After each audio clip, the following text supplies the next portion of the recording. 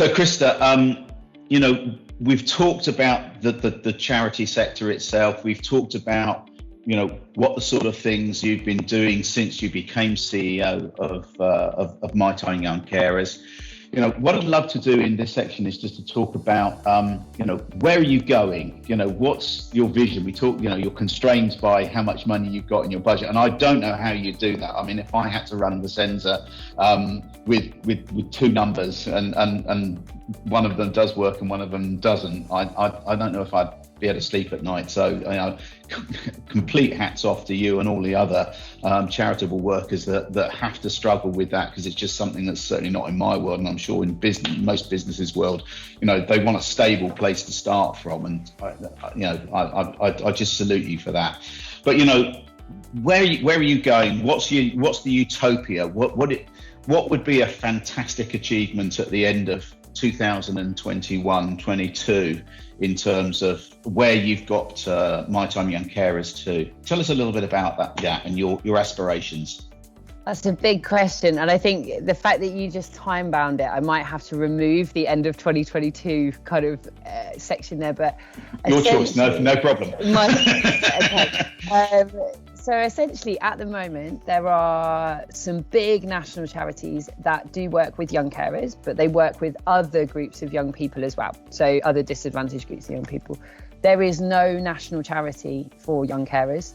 And I think our aspiration as an organisation is to become that charity that occupies that space. And as I've never said that out loud on a recorded kind of conversation, but that is my aspiration, because I think that there is a gap in a provision for young carers. For sure. There is. For sure. Yeah. For sure. And somebody needs to step up and really think about it on a national scale, rather than, as I say, traditionally how it's worked, where you've got pockets and different organisations in different parts of the country. That's a big thing. So look, how do you start that? You've sucked me in now. I'm sucked into this.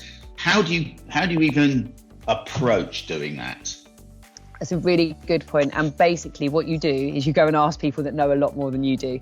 So what we did last year was we spent the year, because we were in a COVID year and I was new, we created lots and lots of different programs, lots of different provision as a response to COVID. And some of it we're definitely going to keep. Like our Zoom youth group is something we will carry on, because it's always been hard to bring young people from one side of Dorset together with young people from the other side of Dorset. Whereas now those geographical barriers, they don't exist. Yeah. And it means that we can do a lot more in terms of spending time with the young carers, providing them with that respite, that fun. But essentially, I mentioned before, I'm doing some research for a PhD, and there are some experts who've put together a kind of set of criteria for what the world's best country could look like for young carers. And the UK isn't there yet, but we are the most advanced country in the world for our support for young carers. So we looked at the criteria that they've put would make us the best country and what outstanding provision for young carers would look like. And we're using those benchmarks to kind of drive our strategy. So we have three overarching goals. One is to raise awareness of young carers across society and in government. The second one is to actually measure the impact of the interventions that we put in place and see which ones really do work for young carers. And then the third is to go at the legislation, so that the legislation and the policy that supports young carers and underpins it all is clear. Everybody knows what they should be doing. And then that will identify the gap for organisations like MyTime and the other young carer charities across the UK. So it's a huge goal. It's a lofty ambition. If you begin to break it down, and then you can start to think about how each of the bits of work that we do feeds into one of those channels. How do they marry across? And suddenly it becomes more achievable. It's scary. So when I did this, we did the strategy with the team. I asked them all to send me a word that described how they felt about what we were going to try and do. And, we had excited, I had sort of challenged, and one of them said that she was overwhelmed. And I was like, yeah, and that's okay, because what we need to realise is it's piece by piece. So probably we're not going to be the UK's leading young carer charity by the end of 2022. But hopefully, if we were having this conversation in 2025 and 2026, which we should definitely do, we'll have taken steps in that direction. So, okay, a couple of things that come out of that, which I think I'd like to try and just tease out of you if I could, is that let's start with the bit that you talked about, is that there is that the research that you did found that we were pretty good, but we're not the top, and there were particular gates that you saw. Give us a couple of examples then of what those measurements are that you're trying to attain in terms of well, that's a really good question, and I'll distill it down to one of our programs. Yeah, and also perhaps, and I'm really conscious of people who are watching this, to get over to them that challenge and how they might be able to help. So is there some things there that if these people got this into their brain, that this was something that was really important, and that there were charities like you out there, that they're more informed and they would understand a bit more, and they could talk a bit and spread the gospel a bit better? Yeah, I mean, that would be amazing. So goal number one is to increase awareness at societal level. And I think what's really interesting is if you say the word young carer to somebody, it's not difficult to work out what that might mean. Like, that's a young person who's a carer. But it's then looking that next level, deeper. What does that mean? What does that mean for that young person to be a young carer? And when you ask young carers themselves, if I said to you now, Steve, give me 2 words that describe childhood, what would you say? I'd say fun, and I would also say misbehaviour. Okay. Probably sums mine up in a word. I love it. Now, that is predominantly, when you ask most adults what describes childhood, that's what they will say. And a lot of young people themselves will say that. They'll say fun, they will say freedom, it's the time you make mistakes, isn't it? It's you have all of that. If you ask young carers, they will give you 2 words, and it is heart-wrenching. They will tell you that they associate childhood with worry and with responsibility. Oh my goodness. That smacks you between the eyes, doesn't it? Yeah, no, that is, yeah. And that's where we have, even just knowing that is enough to make an impact on somebody, who then will say, right, well, how do I get involved? How can I support this incredible group of young people to give them the words that should describe their childhood, the fun and those things. So that's how, this video is amazing. If people listen to this and watch this, and then they can engage with it on a deeper level, that's the first step. Yeah. And then the second kind of program, the second goal that I spoke about was about the interventions that are in place for young carers. I'm just going to give you a stat around this. So we've been working with 35 schools across Dorset recently, and we've been training teachers around how to identify, how to support young carers. 83% of the teachers that we've worked with in those schools have never had any training or any support or any kind of conversation even around young carers. Wow. And they think, the estimate is that that 1 in 12 children are a young carer. So if you just take a normal classroom of 30 kids, you're saying that there are 2 or 3 of the kids in that room will be in that bracket. Wow. But yet teachers never had that training. Less than 1 in 5 teachers have had any training. And so that's... So they never identify it. Unless it's in their consciousness that might be happening, that it's just going to pass them by, and those people, those two of the class, are just going to have to sit there and idly just let it just flow by them, because nobody else is actually. It doesn't even compute that anybody's even listening. No, and I did it, and this is the worst bit. This is the bit where I feel the most guilt. Is, I was a vice principal, I was an assistant principal. I stood on the gate and handed out detentions for being late and detentions for not doing the homework. And you weren't here yesterday. And do you know that means you're further behind? You haven't done your work.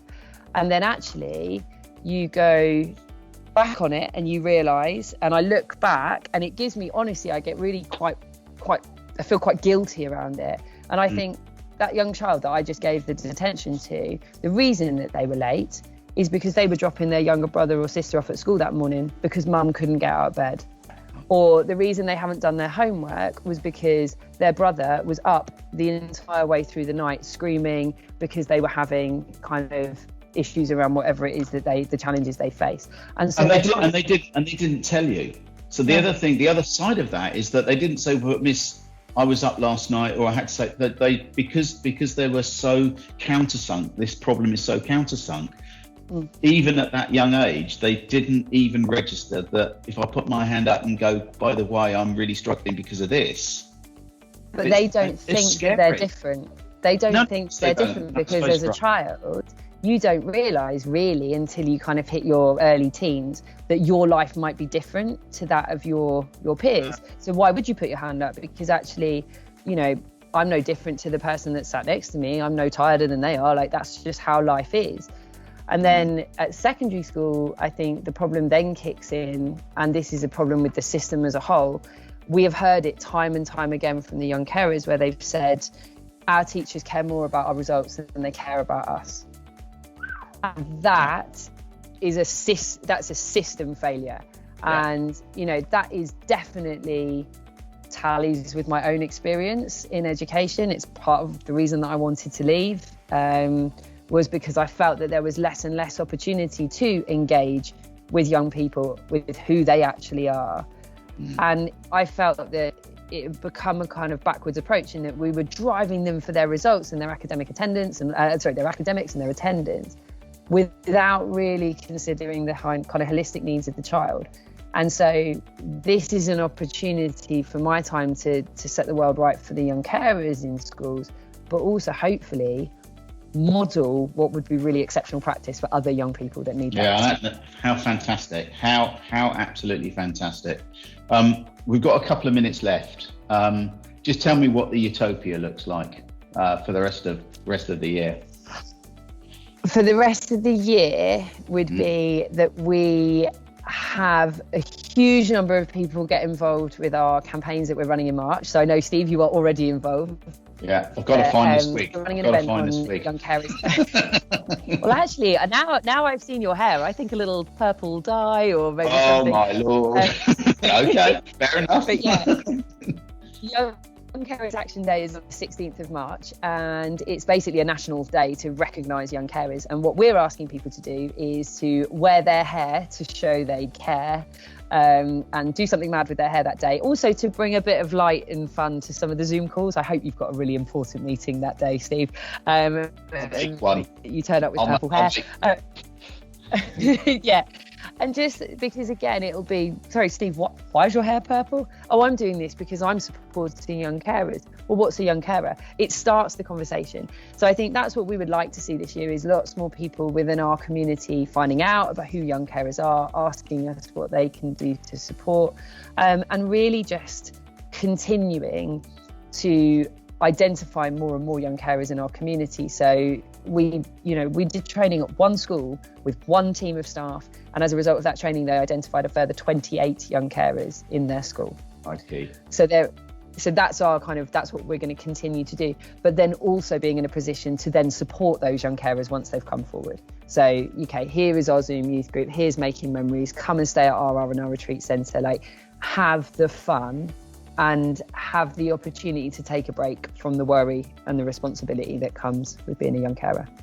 That's absolutely fantastic. You know, it's been so great from that first link to that LinkedIn post that you put in that we responded to. You know, we're fully engaged with you guys now. We're going to continue to help and support you as much as we can. And I'm gonna put a little post out in a minute in terms of, it really did shock me about the words.